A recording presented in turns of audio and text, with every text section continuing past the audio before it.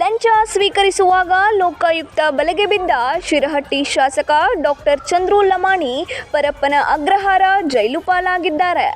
ಇನ್ನು ಈ ಪ್ರಕರಣಕ್ಕೆ ಸಂಬಂಧಿಸಿದಂತೆ ಶಾಸಕರನ್ನು ಯಾವುದಾದರೊಂದು ಪ್ರಕರಣದಲ್ಲಿ ಸಿಲುಕಿಸುವ ಬಗ್ಗೆ ಸ್ವಾಮೀಜಿಯವರೊಬ್ಬರ ಕೈವಾಡ ಇರುವ ಆರೋಪ ಕೇಳಿಬಂದಿದೆ. ಅದರಹಳ್ಳಿ ಗ್ರಾಮದ ಕುಮಾರ ಮಹಾರಾಜರ ಸ್ವಾಮೀಜಿ ಹಾಗೂ ಬಿಜೆಪಿ ಕಾರ್ಯಕರ್ತರೊಬ್ಬರು ಮಾತನಾಡಿರುವ ಆಡಿಯೋವೊಂದು ವೈರಲ್ ಆಗಿದೆ.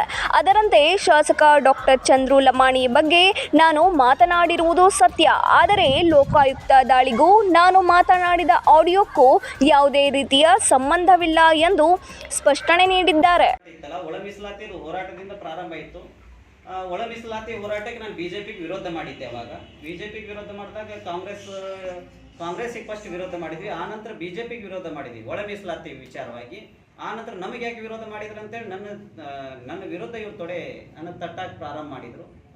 ಈ ಕುರಿತು ಶಿರಹಟ್ಟಿ ಪ್ರವಾಸಿಯ ಮಂದಿರದಲ್ಲಿ ಸುದ್ದಿಗೋಷ್ಠಿ ಕರೆದ ಅದರಹಳ್ಳಿ ಗವಿಮಠದ ಕುಮಾರ ಮಹಾರಾಜ ಸ್ವಾಮೀಜಿ ಪ್ರತಿಕ್ರಿಯಿಸಿದ್ದು, ಶಾಸಕ ಡಾಕ್ಟರ್ ಚಂದ್ರು ಲಮಾಣಿ ಬಗ್ಗೆ ನಾನು ಮಾತನಾಡಿರುವುದು ಸತ್ಯ.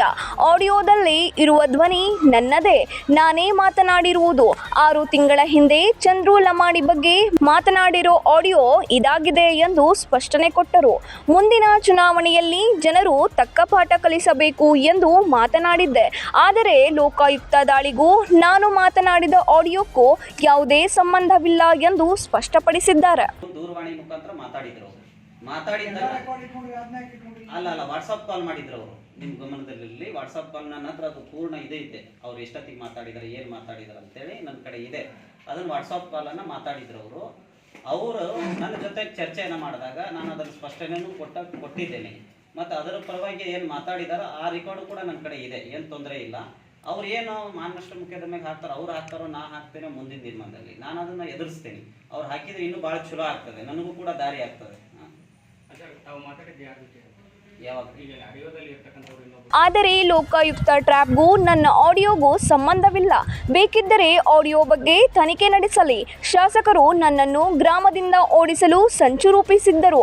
20 ಲಕ್ಷ ರೂಪಾಯಿ ಖರ್ಚು ಮಾಡಿ ಮಠದಿಂದ ಓಡಿಸಲು ಪ್ಲಾನ್ ಮಾಡಿದ್ರು. ಇಡೀ ಕ್ಷೇತ್ರದಲ್ಲಿ ಶಾಸಕರ ಬಗ್ಗೆ ಒಳ್ಳೆಯ ಅಭಿಪ್ರಾಯ ಇಲ್ಲ ಎಂದು ಕಿಡಿಕಾರಿದರು.